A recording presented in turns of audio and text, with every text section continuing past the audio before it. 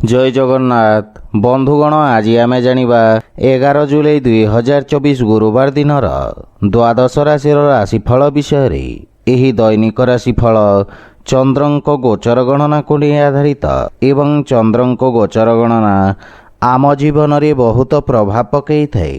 तो आसंतु सर्वप्रथमे जानिबा आजिर तिथि और राशि नक्षत्र विषय रे। आज होउची 11 जुलाई 2024 गुरुवार आषाढ़ शुक्ल पक्ष पंचमी दिवा 10 घंटा 4 मिनिट गति षष्ठी। आज पूर्वा फाल्गुनी नक्षत्र दिवा 1 घंटा 4 मिनिट गति उत्तरा फाल्गुनी नक्षत्र।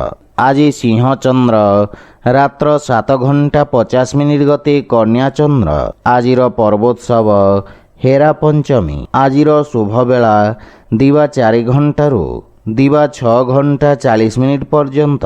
आजिर सूर्योदय प्रातः 5 घंटा 18 मिनिट। आजिर सूर्यास्त संध्या 6 घंटा 40 मिनिट। आज कर्कट और मकर राशि पुरुष मानक घात चंद्र एवं तुला और कुंभ राशिर घात बार। आज निंब खाइबा निषिद्ध। तो बंधुगण आसंतु जानिबा आजिर राशिफल विषय रे। ता पूर्वरु आम चैनल को जो माने नुआ करी आछंती तळे थिबा लाल रंगर सब्सक्राइब बटन को दबाई आम चैनल को सब्सक्राइब करंतु और पाखरे थिबा घंटी बटन को दबाई ऑल रे सिलेक्ट करंतु काहेकि ना आमे अपलोड करिथिबा प्रत्येक वीडियो रो नोटिफिकेशन आपण सर्वप्रथमे पाई परिबे। तो प्रथमे जानिबा मेष राशि विषय रे। आपणक राशि स्थान रो पंचम भाव रे चंद्रदेव गोचर।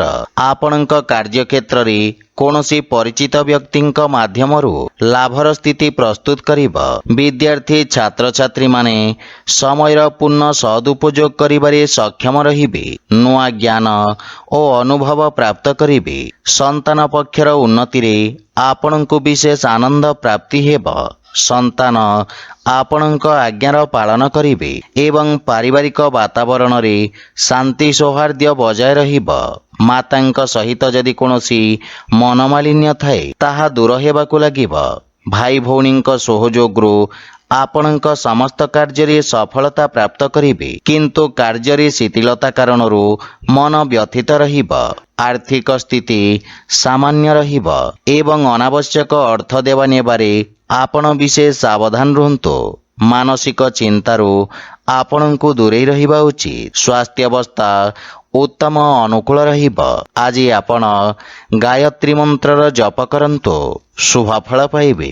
वृष राशि। आपणक राशिरो चतुर्थ भाव रे चंद्रदेव गोचर कारणरू आपणक पई एही समय रे किछि मानसिक अशांति लागि रहिबा।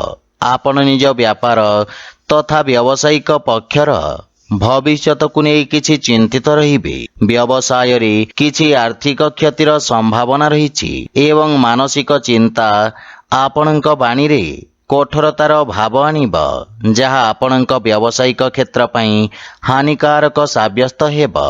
सहकर्मींक सहित निज व्यवहारर विषय ध्यान रखंतु अन्यथा आपणक व्यक्तित्व रे हानि घटिबा। पारिवारिक सुख रे हानि घटिबा।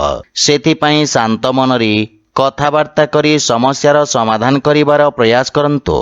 जीवन साथींक सहित संपर्क रे प्रगाढ़ता आसीबा एवं प्रेम जीवन रे मध्य मधुरतार भाव रहिबा। आर्थिक स्थिति सामान्य रहिबा। सेथिपई अनावश्यक खर्च रे नियंत्रण बजाय रखंतु। मानसिक चिंता आपणक निर्णय नेबा क्षमता को प्रभावित करिबा। आज आपण गोमाता को खाइबा को दियंतु शुभ फल पाइबे। मिथुन राशि। आपणक तृतीय भाव रे चंद्रदेव गोचर कार्यक्षेत्र रे सकारात्मक परिवर्तन हेबारु आपणक मन रे प्रसन्नता रहिबा। राजनैतिक वर्चस्व रे वृद्धि हेबा एवं आपण हाथ रे नैथिबा समस्त कार्य कुशलता सहित पूर्ण करिबे। व्यवसायी वर्गंक पई एही समय नुआ योजना को क्रियान्वित करिबा पई उत्तम समय।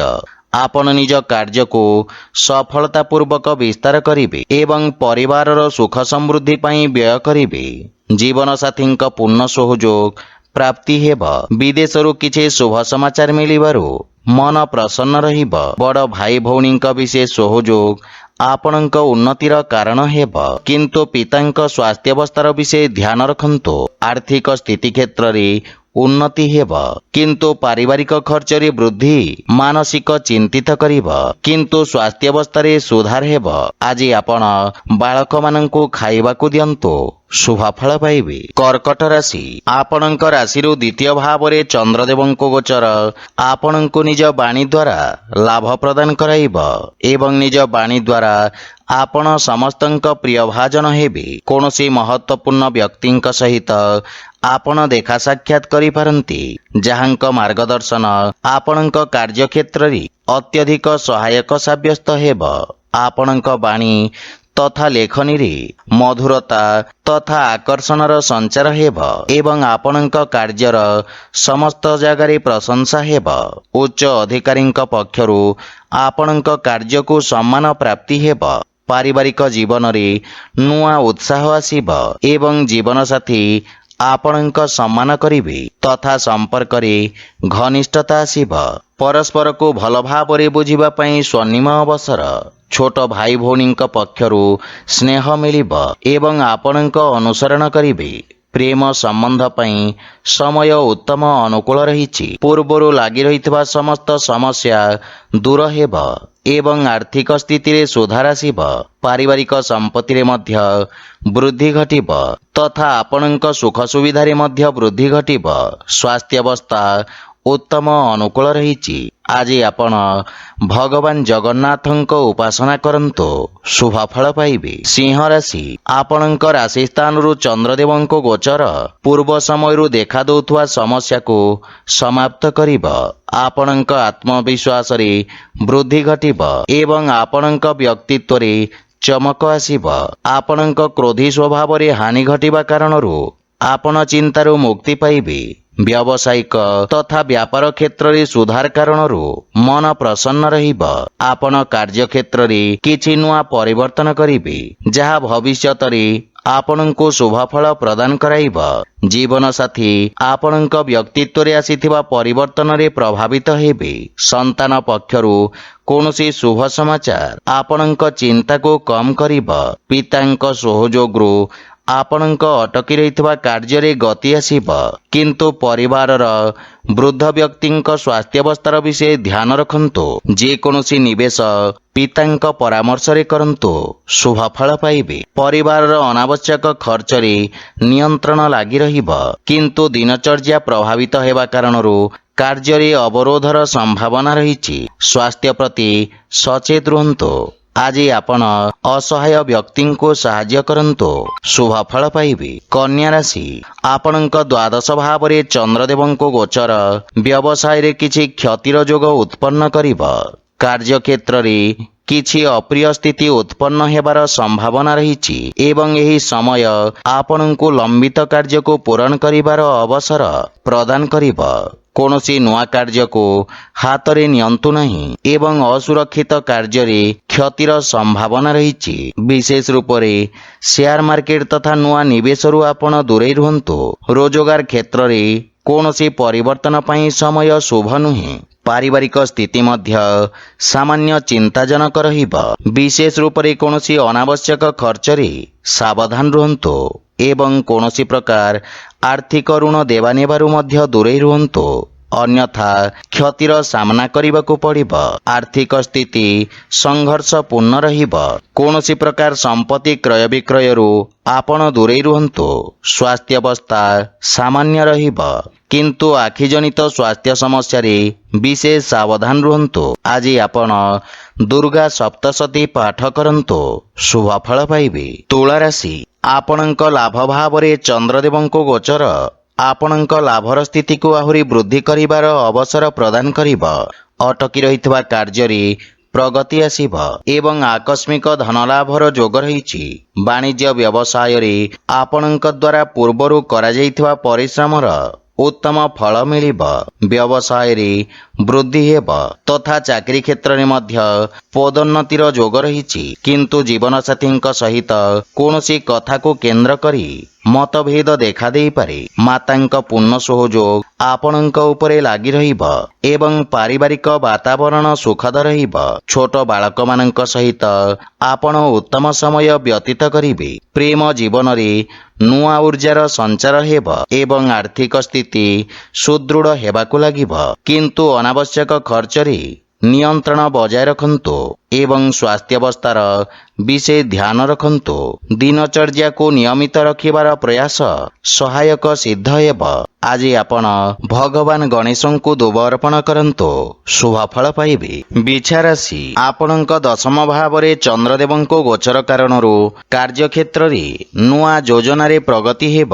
ବ୍ୟବସାୟୀମାନଙ୍କ ପାଇଁ ରୋଜଗାରର ନୂଆ ଏବଂ ଉତ୍ତମ ଅବସର ପ୍ରାପ୍ତି ହେବ। ରାଜକୀୟ ପକ୍ଷରେ ଜଡ଼ିତ ବ୍ୟକ୍ତିଙ୍କୁ ଆର୍ଥିକ ଲାଭ ହେବ। ନୂଆ ବ୍ୟବସାୟର ପ୍ରାରମ୍ଭ ପାଇଁ ସମୟ ଉତ୍ତମ ଅନୁକୂଳ ରହିଛି ଏବଂ ଲାଭର ସ୍ଥିତି ମଧ୍ୟ ଉତ୍ତମ ରହିଛି। ଆପଣଙ୍କ ନୂଆ ବିଚାର ତଥା କ୍ରାନ୍ତିକାରୀ ଭାବନା ଆପଣଙ୍କ କାର୍ଯ୍ୟକ୍ଷେତ୍ରରେ ଉତ୍ତମ ପରିଣାମ ପ୍ରଦାନ କରିବ। ପିତାଙ୍କ ସମ୍ପର୍କରେ ସୁଧାର ଆସିବ ଏବଂ ପରିବାରରେ ସୁଖଦ ବାତାବରଣ ଲାଗି ରହିବ। ସନ୍ତାନ ଆପଣଙ୍କ ମାର୍ଗଦର୍ଶନର ଅନୁସରଣ କରିବେ ଏବଂ ଆପଣ ଜୀବନ ସାଥୀଙ୍କ ଭାବନାକୁ ସମ୍ମାନ କରିବେ ଏବଂ ପରସ୍ପର ମଧ୍ୟରେ ସହଯୋଗ ଓ ପ୍ରେମ ଭାବ ବୃଦ୍ଧି ପାଇବ। ଆୟର ନୂଆ ସ୍ରୋତର ନିର୍ମାଣ ହେବ। ଆର୍ଥିକ ସ୍ଥିତି ସୁଦୃଢ଼ ହେବାକୁ ଲାଗିବ। ସ୍ୱାସ୍ଥ୍ୟାବସ୍ଥା ଉତ୍ତମ ଅନୁକୂଳ ରହିଛି ଏବଂ ଶ୍ୱାସ ସମ୍ବନ୍ଧିତ ରୋଗୀ ବିଶେଷ ଧ୍ୟାନ ରଖନ୍ତୁ। ଆଜି ଆପଣ ଗରିବ ବ୍ୟକ୍ତିଙ୍କୁ ଭୋଜନ ଦାନ କରନ୍ତୁ, ଶୁଭ ଫଳ ପାଇବେ। ଧନୁରାଶି, ଆପଣଙ୍କ ଭାଗ୍ୟ ଭାବରେ ଚନ୍ଦ୍ରଦେବଙ୍କ ଗୋଚର ପୂର୍ବରୁ ଚାଲି ଆସୁଥିବା ସମସ୍ୟାର ସ୍ଥିତିରେ ସୁଧାର କରିବ। ଭାଗ୍ୟ ଆପଣଙ୍କ ସପକ୍ଷରେ ରହିବ। ଅସୁରକ୍ଷିତ କାର୍ଯ୍ୟ ତଥା ସେୟାର ମାର୍କେଟ ଆଦିରୁ ଆପଣ ବିଶେଷ ଲାଭବାନ ହେବେ। ବିଦ୍ୟାର୍ଥୀ ଛାତ୍ରଛାତ୍ରୀମାନଙ୍କ ପାଇଁ ସମୟ ଉତ୍ତମ ଅନୁକୂଳ ରହିଛି ଏବଂ ରୋଜଗାର ପାଇଁ ପ୍ରୟାସରତ ବ୍ୟକ୍ତିଙ୍କୁ କିଛି ଶୁଭ ସମାଚାର ମିଳିବ। ପାରିବାରିକ ସମ୍ପର୍କରେ ଦେଖାଦେଉଥିବା ମନୋମାଳିନ୍ୟ ଦୂର ହେବାକୁ ଲାଗିବ ଏବଂ ମାନସିକ ଚିନ୍ତାରୁ ମୁକ୍ତି ମିଳିବ। ପରିବାର ସଦସ୍ୟଙ୍କ ସହଯୋଗ ପ୍ରାପ୍ତ ହେବାରୁ ବ୍ୟବସାୟିକ କ୍ଷେତ୍ରରେ ମଧ୍ୟ ଆଶ୍ୱସ୍ତି ଅନୁଭବ କରିବେ। କିନ୍ତୁ ମାତାଙ୍କ ସହିତ ସମ୍ପର୍କର ବିଷୟ ଧ୍ୟାନ ରଖନ୍ତୁ। ଛୋଟ ଭାଇ ଭଉଣୀଙ୍କ ସହଯୋଗରୁ ଲାଭ ପ୍ରାପ୍ତି ହେବ। ସେୟାର ମାର୍କେଟ ଆଦିରୁ ଆକସ୍ମିକ ଲାଭର ଯୋଗ ରହିଛି ଏବଂ ଆର୍ଥିକ ସ୍ଥିତିରେ ମଧ୍ୟ ସୁଧାର ଆସିବ। ସ୍ୱାସ୍ଥ୍ୟ ପକ୍ଷ ମଜବୁତ ରହିବ ଏବଂ ଅସ୍ଥାୟୀ ରୋଗରୁ ମୁକ୍ତି ମିଳିବ। ଆଜି ଆପଣ ଭଗବାନ ଶିବଙ୍କ ପୂଜାର୍ଚ୍ଚନା କରନ୍ତୁ, ଶୁଭ ଫଳ ପାଇବେ। ମକର ରାଶି, ଆପଣଙ୍କ ଅଷ୍ଟମ ଭାବରେ ଚନ୍ଦ୍ରଦେବଙ୍କ ଗୋଚର କାରଣରୁ ଆପଣଙ୍କୁ କାର୍ଯ୍ୟକ୍ଷେତ୍ରରେ କିଛି ସମସ୍ୟାର ସାମ୍ନା କରିବାକୁ ପଡ଼ିବ। ଆପଣଙ୍କ ମାନସିକ ଚିନ୍ତାର ସ୍ଥିତି ଉତ୍ପନ୍ନ କରିବ। ଦୈନିକ ଦିନଚର୍ଯ୍ୟାରେ ବ୍ୟବଧାନ ଦେଖାଦେବ। ସେଥିପାଇଁ ସମୟର ସଦୁପଯୋଗ କରନ୍ତୁ। ମାନସିକ ଚିନ୍ତା କାରଣରୁ ଆପଣଙ୍କ ବାଣୀରେ କଠୋରତାର ଭାବ ରହିବ। ଜୀବନ ସାଥୀଙ୍କ ସମ୍ପର୍କରେ ବାଦବିବାଦ ଓ ମନୋମାଳିନ୍ୟର ସ୍ଥିତି ରହିବ। ସେଥିପାଇଁ ଆପଣ ନିଜ ଭାବନାରେ ନିୟନ୍ତ୍ରଣ ରଖନ୍ତୁ। ନିଜ କାର୍ଯ୍ୟ ଯୋଜନା ତଥା ଗୋପନୀୟ କାଗଜପତ୍ର ଓ ଦସ୍ତାବେଜକୁ ଗୋପନୀୟ ରଖନ୍ତୁ, ଅନ୍ୟଥା କ୍ଷତିରେ ପଡ଼ିପାରନ୍ତି। ଅନାବଶ୍ୟକ ଖର୍ଚ୍ଚରେ ସାବଧାନ ରୁହନ୍ତୁ। ଆର୍ଥିକ ସ୍ଥିତି ଉତ୍ତମ ହେବାକୁ ଲାଗିବ।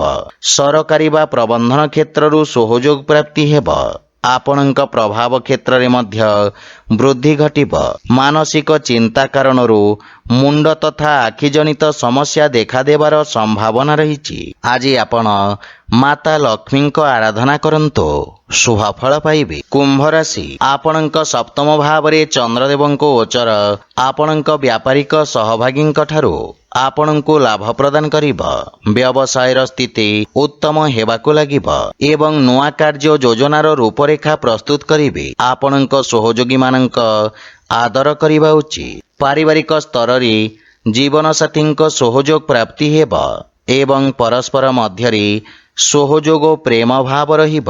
ଜୀବନ ସାଥୀଙ୍କ ସହିତ ମହତ୍ୱପୂର୍ଣ୍ଣ କଥାର ଚର୍ଚ୍ଚା କରିବେ, ଯାହାଫଳରେ ଜୀବନ ସମ୍ବନ୍ଧିତ ମହତ୍ୱପୂର୍ଣ୍ଣ ନିର୍ଣ୍ଣୟ ନେବାରେ ସହାୟତା ମିଳିବ ଏବଂ ଆର୍ଥିକ ସହଯୋଗ ମିଳିବ।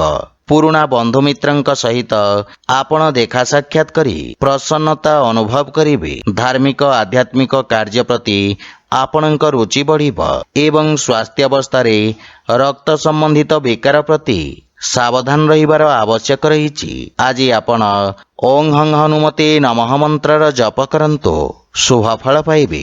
ମୀନ ରାଶି, ଆପଣଙ୍କ ଷଷ୍ଠ ଭାବରେ ଚନ୍ଦ୍ରଦେବଙ୍କ ଗୋଚର ଆପଣଙ୍କ ଶତ୍ରୁପକ୍ଷକୁ ପ୍ରଭାବିତ କରିବ। ଆକସ୍ମିକ ଭାବରେ କିଛି ସମସ୍ୟା ଉତ୍ପନ୍ନ ହୋଇପାରେ। ବିରୋଧୀ ଓ ଶତ୍ରୁମାନେ ହଇରାଣ କରିବାର ପ୍ରୟାସ କରିବେ, କିନ୍ତୁ ଆପଣ ନିଜ ବୁଦ୍ଧିବଳ ଓ ଚତୁରତାରେ ସମସ୍ତ ସମସ୍ୟାର ସମାଧାନ କରିବାରେ ସଫଳ ହେବେ। ପରିବାରରେ ବିଶେଷ କରି ମାତାଙ୍କ ସ୍ୱାସ୍ଥ୍ୟ ପ୍ରତି ସାବଧାନ ରହିବା ଉଚିତ। ଜୀବନସାଥୀଙ୍କ ସହିତ ସମ୍ପର୍କରେ ପ୍ରଗାଢ଼ତା ଆସିବ ଏବଂ ପରସ୍ପର ମଧ୍ୟରେ ଥିବା ଭୁଲ ବୁଝାମଣା ଦୂର ହେବ। ପ୍ରେମ ଜୀବନରେ ଏକ ନୂଆ ପ୍ରାରମ୍ଭ କରିବେ ତଥା ସମ୍ପର୍କରେ ଘନିଷ୍ଠତା ଆସିବ। କୌଣସି ପ୍ରକାର ନୂଆ କାର୍ଯ୍ୟର ପ୍ରାରମ୍ଭ ମାତା ପିତାଙ୍କ ଆଶୀର୍ବାଦ ନେଇକି କରନ୍ତୁ, ଶୁଭ ଫଳ ପାଇବେ। ଆର୍ଥିକ ସ୍ଥିତି ମଜବୁତ ହେବାକୁ ଲାଗିବ ଏବଂ ଆଂଶିକ ଲାଭ ମଧ୍ୟ ପାଇପାରିବେ। ସହଯୋଗୀଙ୍କ ସମର୍ଥନ ଦ୍ୱାରା ନିଜ ଲକ୍ଷ୍ୟକୁ ହାସଲ କରିବେ, କିନ୍ତୁ ପେଟ ସମ୍ବନ୍ଧିତ ସ୍ୱାସ୍ଥ୍ୟ ସମସ୍ୟାର ବିଶେଷ ଧ୍ୟାନ ରଖନ୍ତୁ। ଆଜି ଆପଣ ଅସହାୟ ଗରିବ ବ୍ୟକ୍ତିଙ୍କ ସାହାଯ୍ୟ କରନ୍ତୁ, ଶୁଭ ଫଳ ପାଇବେ। ତ ବନ୍ଧୁଗଣ, ଏହା ଥିଲା ଆଜିର ରାଶିଫଳ ବିଷୟରେ। ଯଦି ଭିଡ଼ିଓଟି ଆପଣମାନଙ୍କୁ ଭଲ ଲାଗିଥାଏ, ଲାଇକ୍ ସେୟାର ଓ କମେଣ୍ଟ କରି ଜଣାନ୍ତୁ ଏବଂ ଆମ ଚ୍ୟାନେଲକୁ ସବସ୍କ୍ରାଇବ୍ କରନ୍ତୁ। ଜୟ ଜଗନ୍ନାଥ।